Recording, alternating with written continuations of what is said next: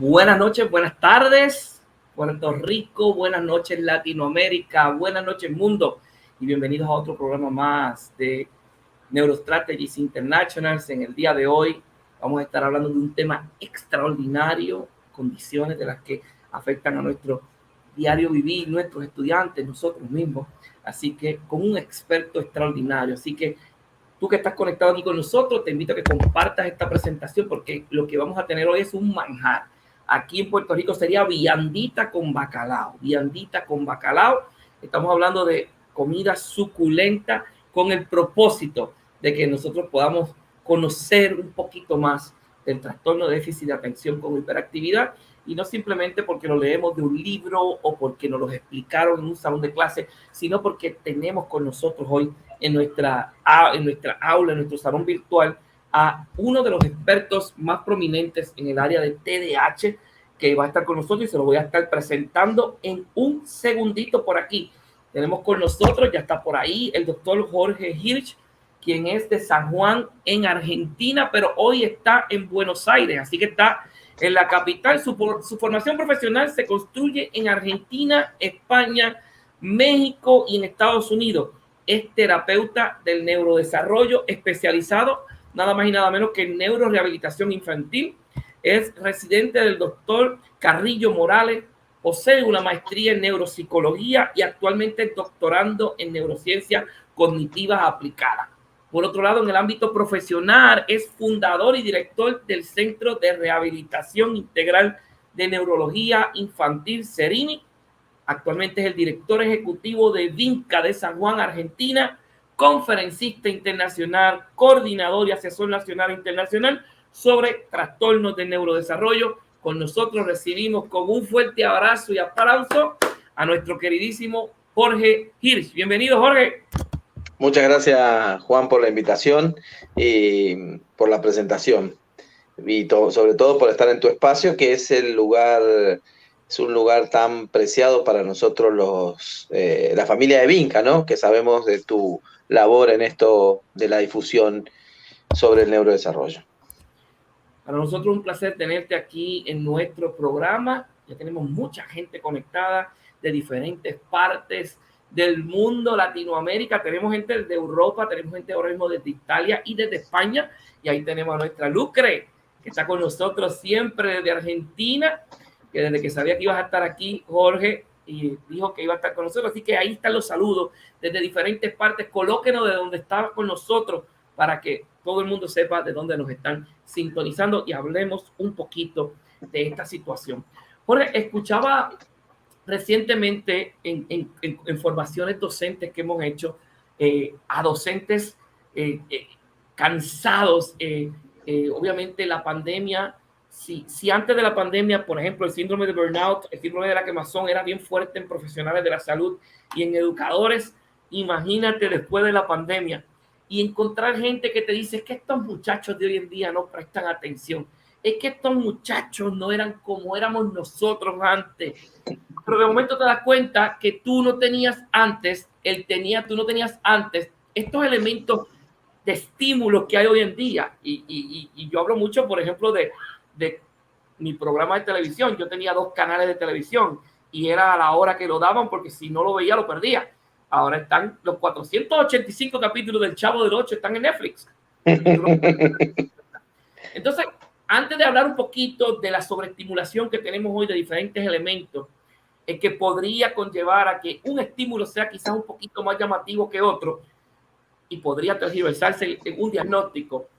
Cuando hablamos del trastorno de déficit de atención con hiperactividad, específicamente, ¿cómo lo podemos definir para nuestro público? Que tenemos, mira, aquí tenemos docentes, aquí tenemos científicos, aquí tenemos músicos, aquí tenemos administradores de empresas. Así que una definición popular del trastorno déficit de atención con hiperactividad, Jorge, cuando tú quieras.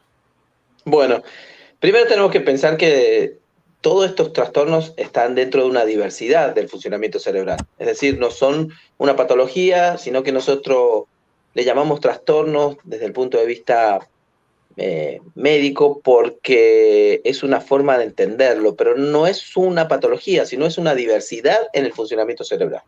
Es decir, que hay hasta algunos autores que piensan que es una forma, que hay como categorías de forma de procesar la información.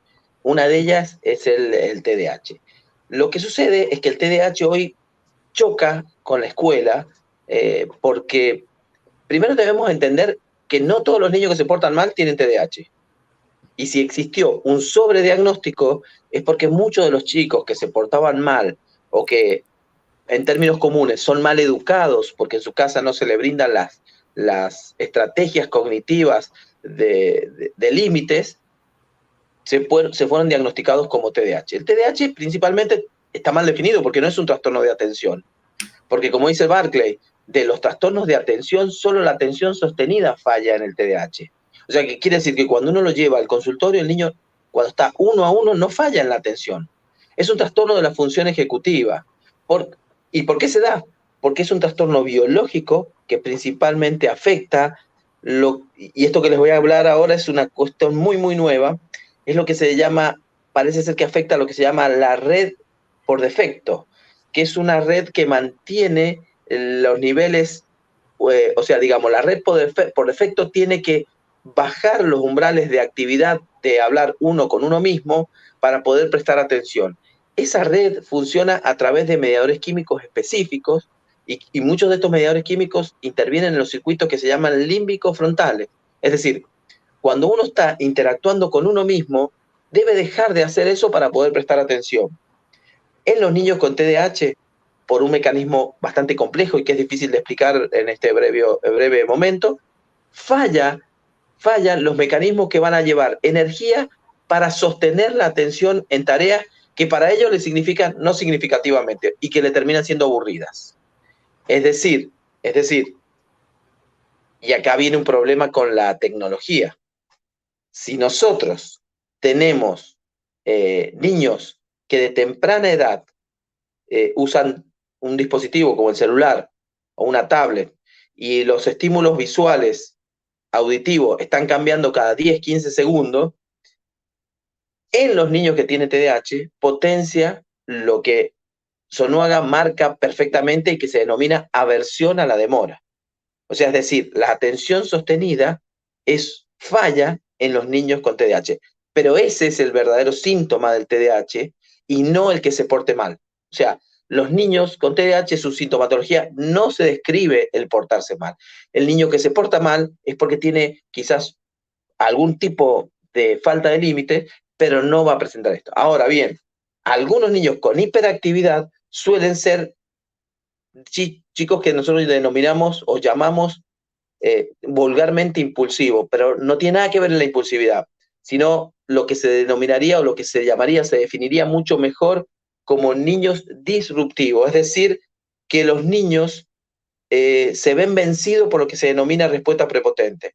Nosotros en nuestra mente, más los niños, cuando están frente a una tarea en la escuela y tienen que escribir, sentarse y escribir lo que la maestra les está dictando o escribiendo en el pizarrón o la tarea que la maestra les dio, tienen que frenar muchas respuestas como moverse, como caminar, como hablar con el compañero. Eso se llaman respuestas prepotentes, o sea, son las respuestas que vienen del sistema límbico hacia el lóbulo frontal y el lóbulo frontal tiene la capacidad de inhibir esa respuesta prepotente para mantener la tarea a largo plazo. En la escuela, una tarea a largo plazo podría ser escribir una tarea que está en el pizarrón. Bueno, los niños con TDAH no pueden sostener esto e inmediatamente dan lugar a su respuesta prepotente, permitiendo esto de levantarse y conversar con el compañero, levantarse y caminar. Entonces, cuando el chico se levanta, la maestra le dice, ¿qué te dije? Y dice, sí, perdón, se sienta. Y a los 3 segundos vuelve a quererse levantar porque no tiene el freno inhibitorio para esto, porque es justamente una falla de la función ejecutiva en lo que se denomina atención de mantención, o sea, la atención sostenida. Y entonces, a veces se confunde, ese chico no se está portando mal, sino lo que está haciendo es interrumpir la clase. Ahora, el niño que se levanta, molesta a sus compañeros, les pega, se quiere escapar al recreo, es muy probable que no tenga TDAH, que tenga otro tipo de trastorno. Mira, es bien interesante el planteamiento que has hecho específicamente cuando mencionaste el que el niño no se porte mal, el que el niño se porte mal, no necesariamente es TDAH, porque esa manifestación conductual de primera intención que la observa podría ser el docente, podría ser el padre, que no necesariamente tiene la facultad y la capacidad para diagnosticar simplemente una condición como esta. Yo te puedo hablar por experiencia previa y me encanta hablar del tema porque en mi caso yo sí fui diagnosticado con TDAH. Yo fui medicado con Ritalina mucho tiempo y lo puedes notar que si te tomas un café conmigo me voy a ir a otro lugar mientras tú estás conmigo. Pero lo interesante de esto, como mencionaste en el aula, yo recuerdo un docente que me decía a mí, te sientas, te callas y no te muevas por 1 hora y media, 90 minutos en una clase. Quizás para él era disciplina, para mí eso era una tortura. Ve, porque quizás el problema está enfocado en que el maestro de educación especial recibe una capacitación extraordinaria en cuanto al manejo del TDAH y estrategias para trabajar con él, pero quizás el maestro de corriente regular no puede ni detectarlo siquiera. Entonces, el tema de hoy es precisamente eso. Está de moda el decir, tiene TDAH, fastidia, grita, se para, eso es TDAH, eso es TDAH, eso es TDAH, o realmente existe la posibilidad de que exista ese elemento a nivel cerebral que tú nos has presentado. Así que quisiera que abundara un poquito en esa diferencia que puede existir, que ya le has mencionado, de cuándo podemos decir que estamos hablando de que esto es de moda o realmente habría que profundizar un poquito más. Bueno, hoy los números te indican de que no pueden existir tantos niños con TDAH. Los números de niños diagnosticados con TDAH tendrían que hablar de una epidemia, porque hay más niños diagnosticados con TDAH que el TDAH real. De hecho, yo también investigo junto con Javier Tirapu un grupo de niños que se llama Trastorno del Aprendizaje No Verbal y que presenta sintomatología similar al TDAH, pero que no tiene TDAH y que es otro trastorno del hemisferio derecho cerebral. Ahora, biológicamente sí sabemos que los niños que presentan trastornos por déficit de atención con hiperactividad o sin hiperactividad es un funcionamiento diverso en el procesamiento de la atención. Es decir, ¿qué sucede en el cerebro del niño con TDAH? La vía que tiene que conectar las emociones con el sistema frontal es un sistema que está adaptado a las necesidades de la sociedad. Es decir, aprende rápidamente el niño cuáles son las normas y las reglas por las que tiene que transitar. De hecho, es un mecanismo biológicamente importante para nosotros los seres humanos porque a partir de eso aprendemos reglas sociales que son las que nos permiten interactuar. Ahora bien, nosotros los humanos tenemos la forma de aprender en lo que llamamos aprendizaje formales en la escuela, que tiene sistemas de atención que a veces en algunos grupos de niños no es apto para ellos. Y en este grupo entra el niño con TDAH.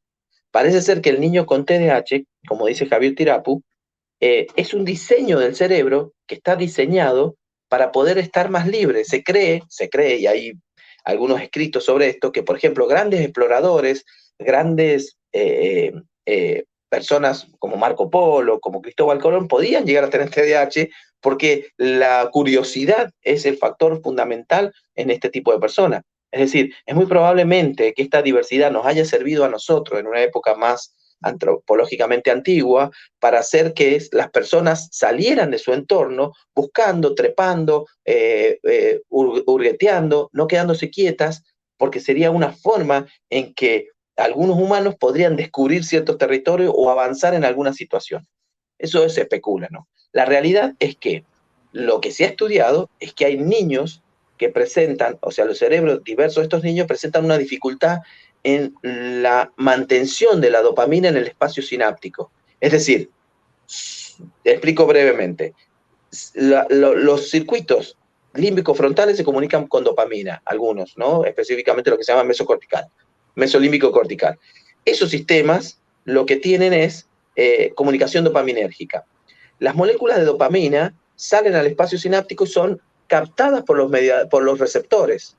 Pero casi siempre los receptores son menos que la cantidad de moléculas que salen. Yo les doy un ejemplo.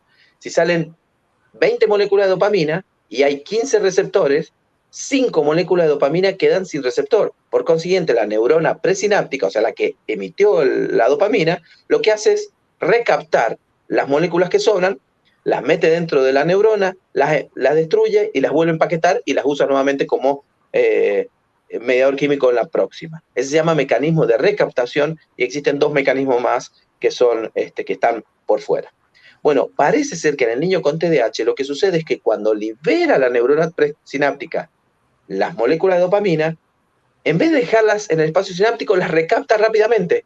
O sea, quiere decir que las larga el espacio sináptico e inmediatamente las vuelve a meter para adentro, dejando sin dopamina al espacio y a los receptores, que se quedan sin eso. Entonces, digamos, larga 20 moléculas de dopamina y recapta inmediatamente 18 y quedan 2 para 10 receptores.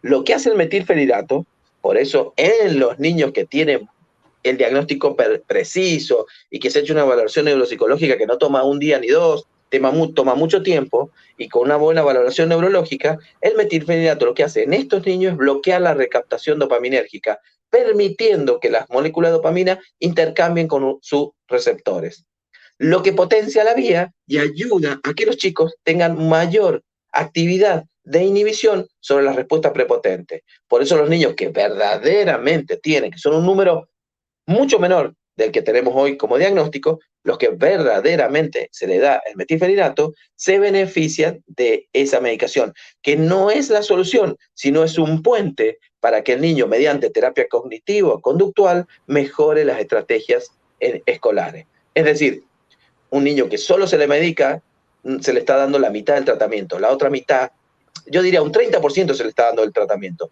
el otro 70% es la terapia cognitivo-conductual que se debe establecer como estrategia en la terapia, en la casa y en la escuela.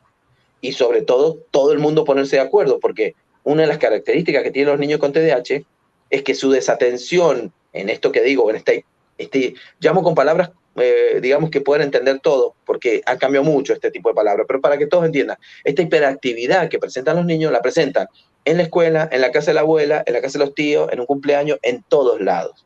Es decir, cuando a mí me dicen, tengo un niño que se porta mal en la escuela, pero cuando se junta con sus compañeros no hay queja, cuando se junta, va a un cumpleaños no hay queja, entonces es muy probable que no estemos hablando de un niño con TDAH. El TDAH es una expresión que se da en todo el ámbito del niño. Por consiguiente, volviendo a los números, no los tengo precisamente ahora, pero representa un número menor. ¿Por qué? Porque hay un sobrediagnóstico. Y ahora el niño que se porta mal o que tiene respuestas disruptivas porque no tiene límites y se lo diagnostica como TDAH, adivinen qué, el metilfenidato no le hace absolutamente nada. Inclusive a los niños que yo estudio, que son trastornos del aprendizaje no verbal, les hace peor y se deprimen. Por consiguiente, muchas madres que están mal medicadas dicen, no se lo doy porque cuando se lo di estaba dopado.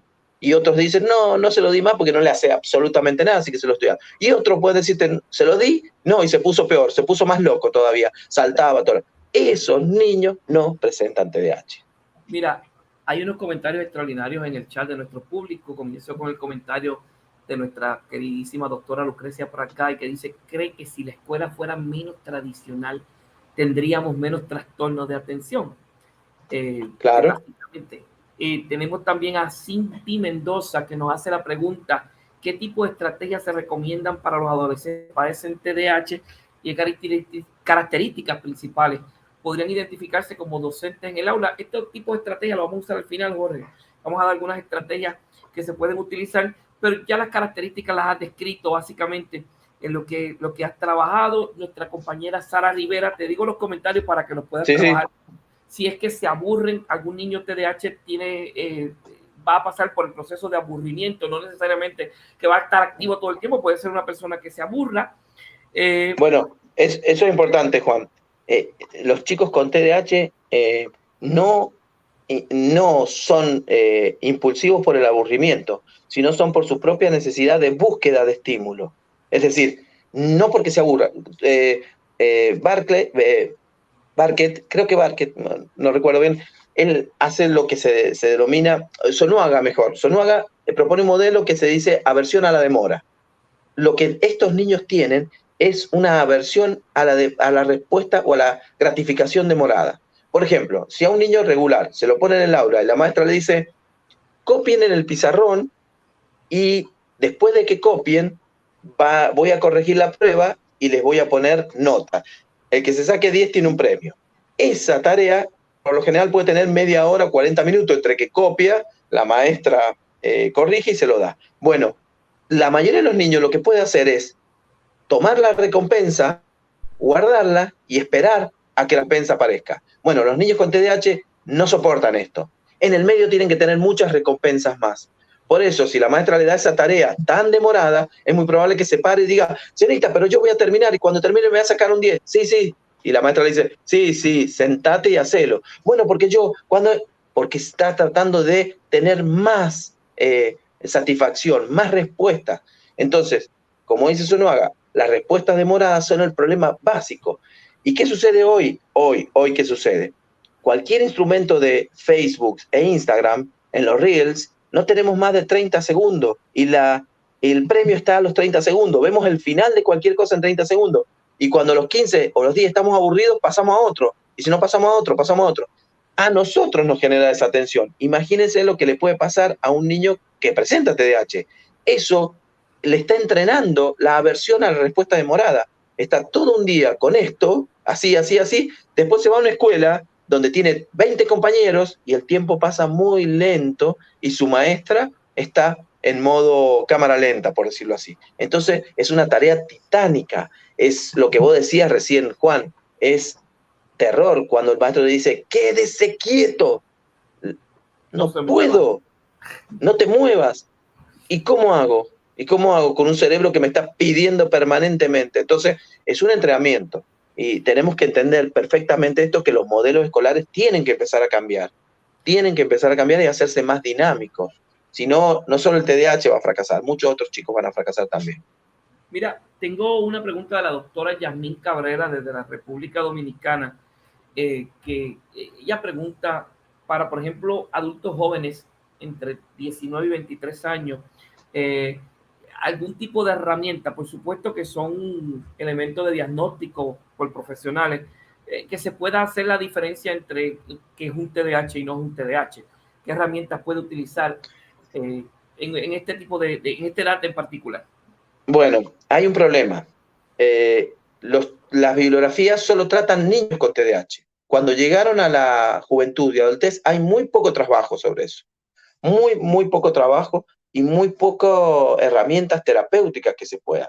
Las que se han implementado más efectivamente son las terapias grupales, en donde las personas con TDAH tienen que seguir como copiando modelos del grupo. O sea, lo que se trata de hacer y lo que se ha estudiado un poquito para ver qué sucede con adultos con TDAH es mostrarle para que ellos sean lo que se llama, no sean, perdón, anosognósicos. O sea, lo que les sucede a ellos es que ignoran que tienen un problema, saben que tienen un problema, pero no entienden cuál es. Entonces, la terapia más efectiva es hacerle ver cuál es el problema para que ellos sean ellos mismos quienes se reflejen y ellos sean los que traten de resolverlo y establecer. Es decir, lo pongo con un grupo y si el grupo se pone a hacer una tarea de lectura, él tendrá que leer junto con el grupo y tendrá que mantener los tiempos junto con el grupo. Y ese entrenamiento parece ser que los ayuda.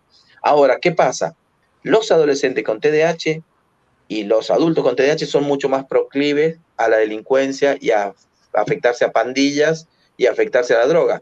¿Por qué? Porque tienen circuitos que son muy afines al consumo de droga. Es decir, la dopamina es en los circuitos dopaminérgicos es muy afín a la recompensa inmediata, como les decía recién, y el consumo de droga suele estar asociado a este tipo de niños en la adolescencia. Por eso hay que cuidarlos mucho, mucho, mucho, mucho y tratar de hacer una terapia desde pequeño y si no desde la edad adolescente, una terapia que sea significativa para ellos.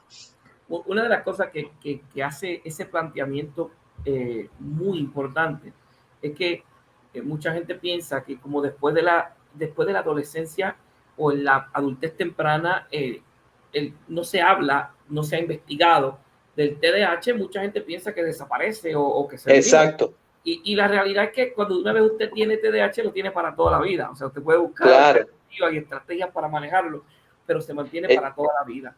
Exacto, Juan. Vos sabés que se pensaba que desaparecía, como vos decís. Hasta se pensaba que se curaban, que las personas decían, no, bueno, no lo tienen nunca más. Y no, por suerte algunos dejan de ser anosognósicos, o sea, dejan de no saber y entienden cuál es su problema y lo tratan de solucionar. Y el que no, a veces tiene mucho fracaso en la vida adulta. Mira, hay una pregunta bien técnica que te la voy a pasar exactamente de nuestra compañera Graciela Martínez. Dice que si existe la posibilidad, Graciela, sí, que un si saludo durante para la Graciela. ya, así que ya ustedes se conocen. Ahí tienes la pregunta que si existe la posibilidad que si durante la pandemia que estuvieron expuestos muchos estímulos visuales y auditivos por la educación a distancia se hayan generado sistemas de funcionamiento disfuncionales de la atención sostenida, que la mencionaste al principio, en la presencialidad y estas respuestas confundan conclusiones diagnósticas, nuevas estrategias educativas se deberían considerar actualmente. Gracias. Claro, sí, sí, Graciela, es una muy buena pregunta. A ver, lo que sucede es que durante la pandemia los niños estuvieron sujetos mucho a pantallas y pueden algunos niños preferir la pantalla y la interacción con pantalla a algo que sea más aburrido. Ahora, ¿cuál es la diferencia? ¿Cómo te vas a dar cuenta vos de uno o de otro? Porque los chicos que no tienen TDAH asumen nuevamente la responsabilidad, siempre y cuando sus padres organicen el límite y le digan qué tienen que hacer y vuelven con cierta dificultad, pero la resuelven. Mientras que los niños con TDAH no. Eso lo has agudizado más y después el fracaso escolar es mucho más profundo que de lo que debería ser. Lupita Ríos nos cuenta su experiencia, la cual estuvimos hablando al principio, un problema extraordinario que tenemos con el TDAH en las aulas, precisamente es la falta de capacitación al docente de corriente regular. Obviamente el docente de corriente regular es muy poco lo que toca con trastornos del neurodesarrollo, se le hace muy difícil diferenciar entre un problema de actitud o actitudinal y un programa de aptitud o aptitudinal, o sea, cuando dice que no tiene la actitud, tiene una mala actitud, bueno, una mala actitud es que no quiere hacer las cosas, que no tiene la disposición a, pero cuando el problema es un trastorno del neurodesarrollo, el problema es aptitudinal, no tiene que ver con que si quiere o no quiere, tiene que ver con que si puede o no puede. Y en esa línea en particular, comparto el comentario de Lupita que hace falta mucha capacitación docente. Nos pregunta Virginia Hernández, saludos Virginia, qué bueno que estás con nosotros hoy. ¿Qué tan bueno es darle el metilfenilato para un niño con TDAH, pero que es desafiante negativista? Oh, el oposicionista desafiante es el desafío más grande que pueden enfrentar un docente y un equipo terapéutico, porque si bien hay bastantes cuestiones escritas, es un tratamiento muy, muy desgastante. Los niños tienden a ser, justamente como dice, oposicionista desafiante.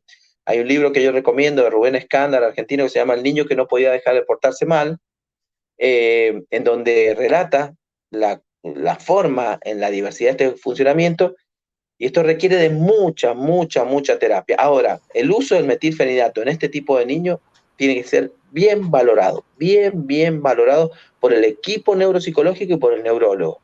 Muchas veces el neurólogo lo toma como primera instancia y usa algunos antipsicóticos para el apoyo de la conducta, pero eso tiene que ser muy, muy, muy valorado porque eh, no digo que sea ni la primera ni la última estrategia, digo que si va a ser la primera tiene que tener un porqué y si va a ser la última también tiene que tener un porqué, porque son niños muy delicados, su tratamiento suele fracasar muchas veces, en la escuela hay muchos fracasos si no hay un compromiso verdadero con los padres y entonces necesita de que todo el equipo lo contenga y hacerle como quien dice un traje a medida en lo terapéutico.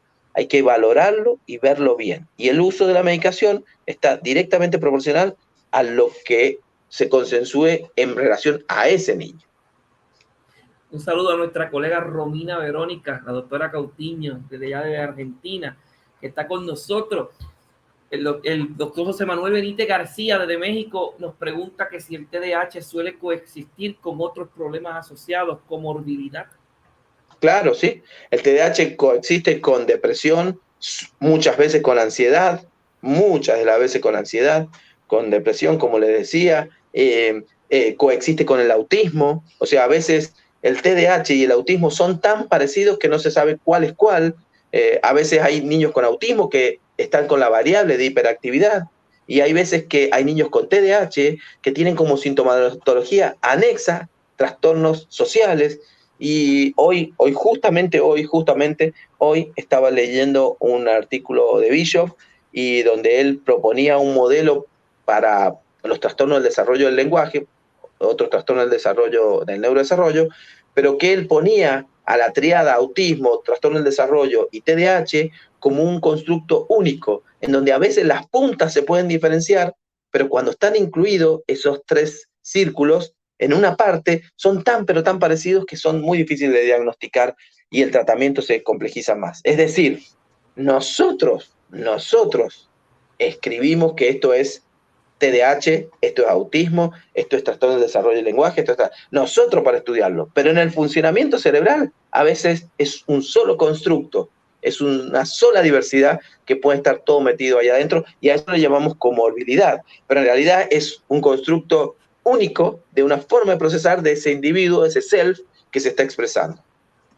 Oye, Jorge, Juan Arturo González, directamente desde Toluca, México, la región de Toluca, Distrito Nacional, se pregunta si el uso de aparatos digitales o si en las investigaciones se está considerando la exposición que tuvieron estos infantes a aparatos digitales y si hay alguna relación que podamos decir, alguna correlación que establezca que debido al uso excesivo podría haber una predisposición a, hablando de TDAH. Bueno, a ver, lo que ha mostrado la pandemia ahora es que los niños con la diversidad que tengan en el funcionamiento, específicamente, por ejemplo, los niños con autismo, les fue peor. O sea, les fue peor la pandemia a ellos, porque obviamente el autismo es un trastorno trastorno de la cognición social, así que les fue mal. En los niños con TDAH también les fue mal, porque el uso excesivo de las pantallas en ellos creó esta necesidad de lo que les decía recién, de la respuesta demorada.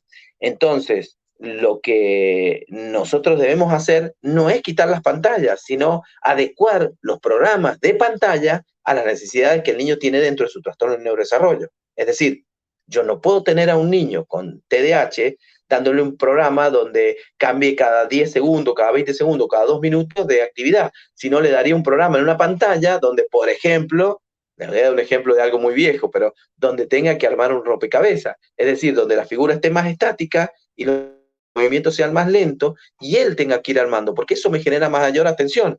Es decir, no está mal la pantalla, lo que está mal es no entender cuáles son los programas que tenemos que indicarle a cada uno de los niños. Entonces, por ejemplo, hay programitas donde los niños tienen que entender cuál es la ropa que tienen que usar para salir y tienen que buscarla entre algunas cosas y entonces eso tiene una demora de, por ejemplo, 8 minutos, 9 minutos. Y son 8 o 9 minutos que uno está entrenando la atención sostenida. O buscar distintas caras que se parezcan o que sean distintas. Bueno, eso entrena la atención sostenida. También entrena la cognición social, también entrena algunas habilidades. Entonces, tenemos que entender cuáles son las estrategias. Y obviamente, la maestra estar al tanto de este tipo de pantalla para que después sus clases no sean titánicas, no sean lentas, no sean en cámara lenta, no sean arcaicas, por decirlas así, y donde tenga cierto dinamismo, o si no sea flexible, que cada 10, 15 minutos tiene que ir cambiando para que sus chicos no entren en esta fase de impulsividad, por decirlo así, o de respuestas prepotentes, teniendo un niño con TDAH ahí adentro, ¿no? Fíjate que es bien interesante lo que estás trayendo y amarrándolo a las preguntas que han surgido, especialmente de aquellas preguntas que se menciona que cuáles son las estrategias que podemos utilizar para atender el TDAH. Y la realidad es que no hay una receta. El otro día escuchaba a una persona que se leyó un libro maravilloso de estrategias de enseñanza para trabajar con niños con problemas específicos, aprendizaje con trastorno del neurodesarrollo. Decía que había que recibir a los estudiantes con música en el salón. Perfecto, te puede funcionar con el 80% de los estudiantes, pero hay niños autistas que la música los vuelve locos. ¿Ves? Entonces, no podemos crear una receta para eso. Exacto. A mí me gusta una pregunta que está aquí, que la acaba de colocar nuestra compañera. Es la pregunta de la compañera Yesenia Rivera. Si existe una relación que se pueda mostrar que la metodología Montessori, que vamos a hablar de eso en las próximas semanas, la metodología Montessori, si hay una predisposición mayor o que un niño, por ejemplo, yo como padre tengo un niño con un diagnóstico TDAH y alguien me dice, sácalo de ahí, ponlo en Montessori. El sistema Montessori, ¿cómo está relacionado? Si las investigaciones ya revelan alguna tendencia de que es más efectivo o menos efectivo para niños con un diagnóstico ya de TDAH. Bueno, yo específicamente del método Montessori no sé. Lo que sí hago referencia es que han habido estudios que muestran por separado los niños que trabajan con terapia cognitivo-conductual, que la mayoría de las terapias son así. Y se ha visto que los chicos que solo trabajan con terapia cognitivo-conductual no mejoran tanto como los niños que se les puede mezclar terapia cognitivo-conductual con el uso responsable de cierta medicación. Y los niños que usan medicación sin la terapia cognitivo-conductual no mejoran nada. Es decir, que lo que ha mostrado la bibliografía, los estudios, que los últimos estudios recomiendan el uso de terapia cognitivo-conductual más la medicación responsable en el caso que la necesitan. Estos dos elementos son los que te brindan la mayor posibilidad de éxito. Ahora, específicamente una de las terapias no la conozco. ¿Para qué les voy a...? Y en realidad el método Montessori es un método de enseñanza no tradicional. Quizás el sacar al niño de esa educación de uno para muchos, quizás también podría venir en beneficio, pero ya eso lo vamos a estar hablando con los expertos de Montessori. Dentro de bueno, lo que sí te puedo decir, Juan, es que nosotros, en nuestra experiencia, los niños que trabajamos en consultorio 1 a 1 mejoran mucho en el 1 a 1, pero después les cuesta muchísimo llevar eso al aula. Porque cuando está con el psicólogo, tiene más la atención porque es el que le va marcando el tiempo.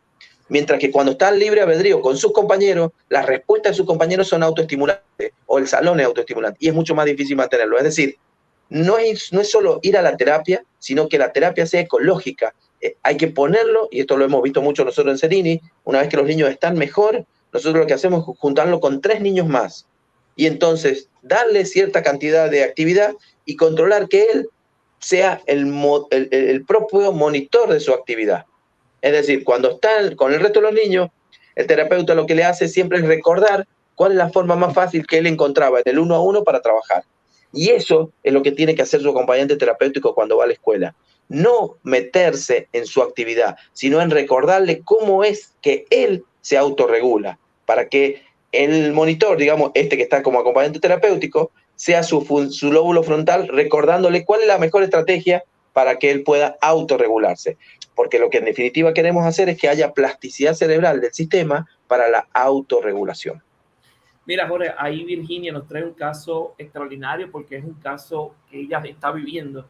Dice, gracias, entonces me surge la duda, ya que mi niño está diagnosticado así como ella mencionó, pero en lo que ha trabajado es que acude a natación, karate, taekwondo, canto y guitarra, y todo eso le ha permitido desarrollarse por sí solo. Y en la escuela no tiene quejas y su promedio es 8.4 de manera general, pero ya me dijo que no le gusta leer, no le gusta escribir, que lo realice en la escuela porque es lo que se le pide, pero durante la pandemia le dejó de dar el medicamento y le agradó más la escuela. Sugerencias. Que revise si tiene el diagnóstico.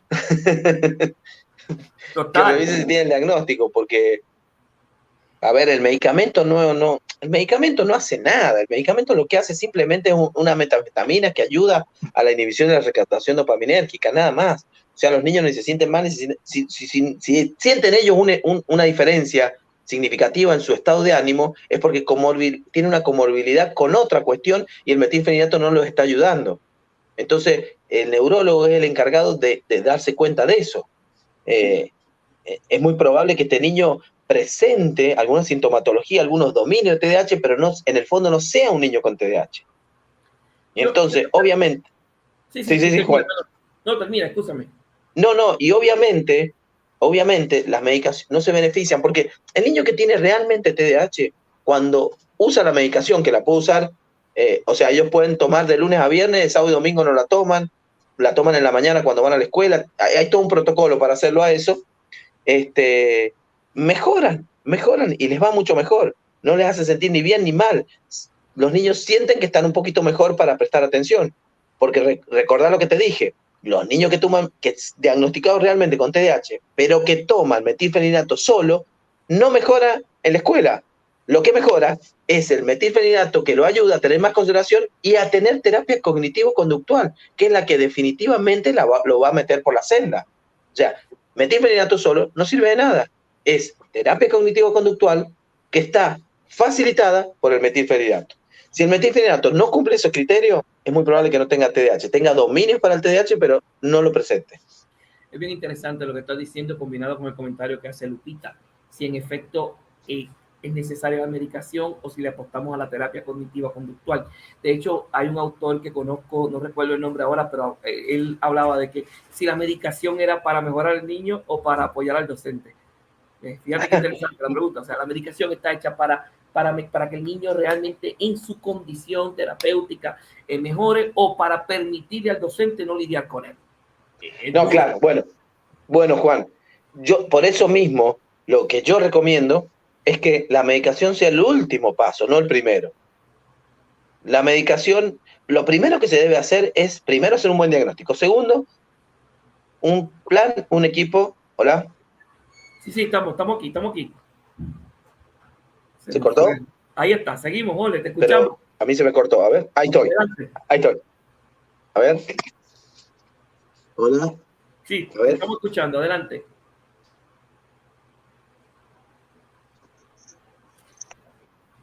Vamos a ver, Jorge, vamos a ver. ¿Ahí me ven? Estamos en vivo, adelante, perfecto. Ahí estoy. Muy bien. Ahí estoy. Entonces lo que te decía, lo que se necesita primero es una buena terapia. Es decir, si yo tengo la suerte de entender que mi hijo puede presentar síntomas para TDAH, aunque no esté diagnosticado, con 3 años de edad, yo puedo iniciar una terapia cognitivo-conductual porque eso a la larga me va a ayudar. Entonces, yo hago la terapia cognitivo-conductual, refuerzo las conductas inhibitorias sobre las respuestas prepotentes, sobre la propensión a parar, a esta respuesta, a la hiperactividad. Y entonces voy llevando, cuando llego a la escuela, si con toda esta terapia necesito de una ayuda más, el neurólogo puede valorar tomar una medicación o no. Si yo hago bien las cosas, a veces no necesita la medicación. No todo niño con TDAH necesita la medicación. La medicación es un facilitador para poder avanzar un paso más. Entonces, no se hace lo que se hacía antes, que el niño iba al neurólogo y decía, mire, tome el metilfenidato antes que otra cosa. No, eso no se hace. Hoy se hace terapia, se trata de lograr todo con terapia y cuando la terapia no es suficiente, a veces una ayudita con la medicación lo va a beneficiar. Pero es la segunda y última estrategia. Jorge, tengo una pregunta para ti y ya vamos a ir cerrando con esto, que es la pregunta que siempre se nos hace y que nos hacemos quizás como padres. Si sospecho, como maestro, como padre, si yo sospecho que podría ser el TDAH el causante de la conducta o la manifestación conductual que estoy viendo en mis hijos o en mis estudiantes, ¿cuál es el proceso adecuado para lidiar con esto y no necesariamente escuchar a alguien que me le diga, a un pediatra que me diga, tiene TDAH? No, o sea, ¿cuál es el proceso adecuado para ir desde una mera sospecha de que podría ser hasta que se confirme o no que realmente es? Bueno, hacer un diagnóstico correcto de TDAH te va a llevar mínimo entre 3 a 6 meses. No, yo diría más de 3 meses, 6 meses por lo menos. Porque la aplicación de los test tiene que ser una aplicación correcta de test. El niño no tiene que venir fastidiado, no tiene que haber, mientras más variables externas elimines, mucho mejor es. Y no se aplica un solo test, sino se aplica una batería de test en los que el equipo, por ejemplo, puede ir tomando distintas. Es decir, hay test de función ejecutiva que se toman, hay subtest de atención que se toman, hay subtest de lenguaje que se toman, hay subtest de motricidad o de psicomotricidad que se toman. Es decir, el niño tiene que estar sujeto a un programa de evaluación de acuerdo a su edad que no le lleve menos de 6 meses al terapeuta. Es decir, que si alguien va a cualquier terapeuta o a cualquier neurólogo y en una consulta de 30 minutos le dice que tiene TDAH, lo más probable es que se haya equivocado. Y si no se equivocó y le dio el diagnóstico correcto, fue por pura suerte, porque no es así. El diagnóstico es un proceso que lleva mucho tiempo y que obviamente no se valora solo a cuestiones objetivas como son los test, sino cuestiones subjetivas también que son muy importantes de la casa y todo lo demás. Entonces, sí. Edades para decir. Y yo no me arriesgaría a decir que un niño tiene TDAH con menos de 5 años de edad. Eso es bien importante. Con menos de 5 años de edad. A ver, hay estudios que muestran que los niños prematuros extremos tienen tendencia a ser TDAH por una disfunción en los ganglios de la base. Esto es un tema largo de explicar, pero básicamente hay una interrupción en la maduración de los ganglios basales que produce un aumento de la actividad motor, desinhibitoria del sistema motor del núcleo del cuerpo estriado sobre la corteza frontal y sobre la corteza premotora específicamente. Estos niños tienden a tener hiperactividad motora, pero no todos ellos presentan TDAH, porque algunos niños empiezan a tener respuestas prepotentes motoras sin el contenido emocional que puede tener el niño con TDAH. Es decir, simulan tener TDAH. Y estos niños que no completan todo el cuadro TDAH, sí se los diagnostica por su hiperactividad y a los niños que no les hace bien el metilfenidato ni ninguna otra cosa. Por eso es tan difícil. Tenemos aquí una pregunta de Juan Arturo que no se la vamos a contestar en el día de hoy, es todo para un programa futuro. Características específicas de autismo, TDAH, atención dispersa, eso es otro tema. Esto es una clase, así que esta vez no se te dio, Juan Arturo, pero pronto te vamos a estar contestando estos elementos. Es bien interesante lo que ha planteado y me gustaría cerrar, Jorge. Como hemos dicho al principio, no hay una receta para atender a este niño o a este otro niño, pero si el padre recibe hoy la noticia, después de esos 6 meses de batería de prueba, el niño es TDAH, ¿cómo empiezo a trabajar con él? Algunas características generales de elementos que puedo hacer en la casa. Yo le recomendaría al padre primero que tratara de trabajar, primero que le dedique tiempo a su hijo. Es decir, si salen en el auto, que no maneje solamente, sino que hable del paisaje, que hable de lo que a él le pasa, que lo escuche y que intercambien diálogos y que el niño respete cuando está hablando con él y él respeta cuando el niño está hablando. Yo lo haría en la noche, contar estrellas, yo lo haría en la noche, contar historias, escuchar cuentos atentamente, yo lo haría, yo me sentaría a la mesa con él y lo haría que ordene la mesa y que me ayude en la tarea y que durante la mesa hable conmigo. Los niños tienen mucha tendencia, así tengan TDAH, a interactuar con sus padres. La cuestión es, lo que pasa es que a veces los padres no tienen el tiempo suficiente para dedicarle a sus hijos en esta atención conjunta. Entonces, lo más efectivo de todo es lo ecológico. O sea, si usted tiene el diagnóstico de su hijo, tiene que hacerse cargo de la interacción con él. Le estoy diciendo cosas que son tontas, pero que son mucho más efectivas. Un padre que dialoga con su hijo todos los días e intercambia información verdadera, valorada por su niño, que le enseña a prestar atención, que le enseña que entre los dos pueden armar algo, desarmar algo, que entre los dos pueden ver una película, que entre los dos pueden escuchar un cuento, es mucho mejor 1 hora de eso que 10 horas de terapia en el mejor centro de neurorehabilitación. Siempre recuerden esto, siempre. Los padres tienen la llave del tratamiento de sus hijos, no los terapeutas. Los padres la tienen. Los padres tienen que hacer uso de eso. Pueden llevarlo a Alemania, que no lo van a saber ayudar mucho mejor que si usted se pone con su hijo todos los días a hacer cosas. Es bien interesante lo que has hecho porque de primera intención el padre le da un diagnóstico y en muchos casos piensan que esto es un diagnóstico de muerte, de que va a cambiar nuestra vida, de que esto va a ser un problema, de que no se va a poder valer por sí mismo y no tiene nada que ver con eso. O sea, no. Usted como papá es una herramienta principal para apoyar este desarrollo y en muchas ocasiones contrarrestar el efecto que tengan algunas actividades escolares, a veces conducidas por docentes que no tienen la preparación ni la capacidad. Compañero Jorge Hirsch, como siempre, es un honor, es un placer escuchar todo lo que tienes que traer con nosotros y a todos los que están pidiendo que vuelvas. Vamos a trabajar un buen proyecto de trastorno del neurodesarrollo con el compañero Jorge Hirsch. Estamos esperando que su agenda baje un poquito para que esté aquí con nosotros y podamos desarrollar este y otros temas que realmente tienen una pertinencia extraordinaria. Así que Jorge, ahí el que quiera hablar más con Jorge es muy accesible, es un soltero codiciado, ¿verdad, Jorge? Un soltero codiciado. Así que un poquito más de Jorge Alejandro. Bueno, yo te agradezco, Juan, a vos todo. Ahí le dejo mi Instagram por Facebook. Ya llegué al tope de amigos. Facebook no me deja meter más de 5,000 personas, así que no me escriban por Facebook y por Instagram suelo poner algunos videitos, depende de cómo tenga mi cognición ese mes. No subo tanto, pero subo algunos.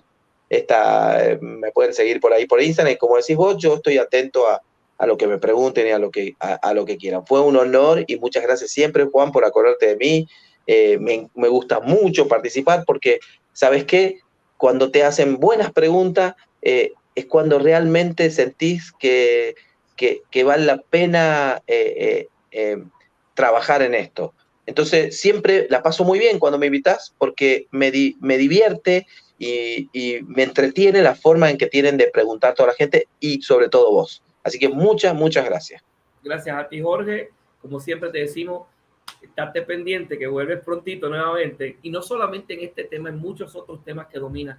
Me encanta cuando compartes tus videos de lo que haces con los niños, ver el progreso de los niños, que no es meramente traerlo y decir esto se puede hacer sí, sino que es la parte ecológica, la de transferirlo a la práctica. Y usted que nos está escuchando, busque un poquito más de estos temas y llévelo a su práctica. Llévelo a su práctica porque estamos seguros que va a ser extraordinario. Así que ustedes, queridos amigos, como siempre, muchas gracias, Jorge. Nos veremos prontito y a ustedes, queridos amigos de NeuroStrategy International, ha sido un placer compartir con ustedes otro miércoles más. Ya la próxima semana tenemos nada más y nada menos que por ahí a nuestra querida Lucrecia Pratgay, que viene con un tema extraordinario, así que lo vamos a empezar a ver la próxima semana, el próximo miércoles. Y como siempre decimos, buenas noches Puerto Rico, buenas noches Latinoamérica y buenas noches mundo. Hasta la próxima.